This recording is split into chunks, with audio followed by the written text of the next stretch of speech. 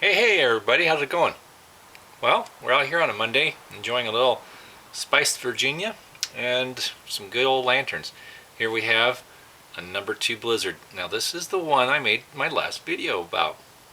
This is the 1898-99 version that I recently acquired from Joseph Bogo. And this thing has been burning all weekend. I've been enjoying it every night, and it's been burning fantastic. It burns so still, so nice, and so smooth. It's easily the best burning lantern I own. It really is. And the second runner-up, or if not the equal, would be the Dietz Crescent Cold Blast that I have. Those two combined, forget about it. Leaves all the other ones in the dust. Well, no offense, guys.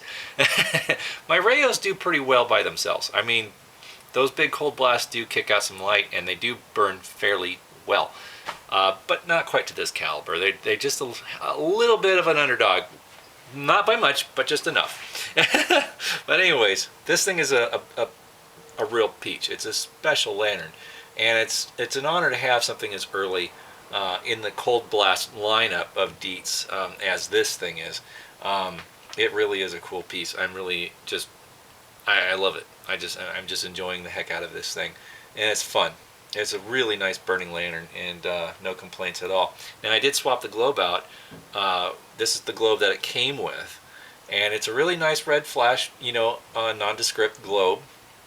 And I'm probably going to burn this one more often than the marked globe, because the marked globe, well, if it cracks or something happens to it, I'm going to be really upset, because that's a very hard to find globe. I mean, even the non-colored marked Dietz Cold Blast globes of this era are very hard to come by. They're not easy to locate, and they usually want a price for them. They don't give them away. They're not like a $10 to $20 globe. They're usually a $60 to $100 globe at times. So depends. But that's okay. I'll find another one, and hopefully a clear one, and that'll be really fun. But yeah, this thing is just a real nice lantern, and I am so enjoying this thing. And yeah. But yeah, it's crazy. The Dietz company made great lanterns. And if you do a little research, a little history, then you'll see that Dietz pretty much became the last man standing in the tubular lantern manufacturing world, purely because they would buy up the competition. The competition would either change hands, or the president of the competition would, pass on. Then they would sell holdings to Dietz, and Dietz would continue. They would dissolve their factory and then make all the lanterns, and they would implement some of the tooling in their lanterns, but not too often. They purchased so many companies, and they put a lot of them out of business as well.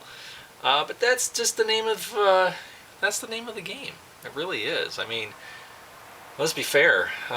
Survival of the fittest, and they did well because they offered a great product. They really did. They perfected these tubular lanterns to perform economically and very reliable. I don't own one Dietz lantern that really burns poorly.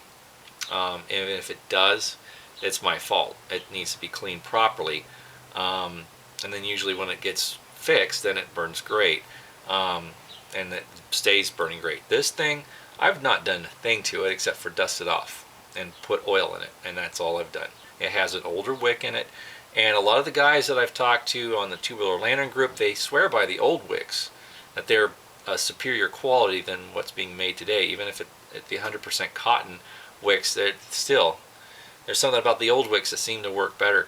And yeah, I mean, I guess this thing, I'm not going to trim the wick often at all, since it is the older wick. There is plenty of it. That's good.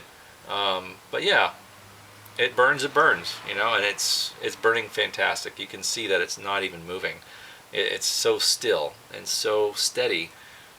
It's just amazing. It's a beautiful lantern. Yeah, this is just a real treat. It does put out a lot of heat, not gonna lie. But yeah, these cold blasts definitely can warm up a room, and also light one up. Yeah, it's good stuff. Well, folks, I hope you're having a nice Monday so far. I hope you had a nice weekend. I know we had a very mild but pleasant weekend ourselves, and been enjoying the much more mild temperatures out here in SoCal. It's finally tapered off to what it should be in late August, early September. Yeah, been enjoying the lack of humidity and heat. It's very, very much welcome weather. So anyhow, hope everyone has a wonderful week coming up, and light a lantern and enjoy something that you like, and we'll be making another video here in the near future. Okay, everybody, take care.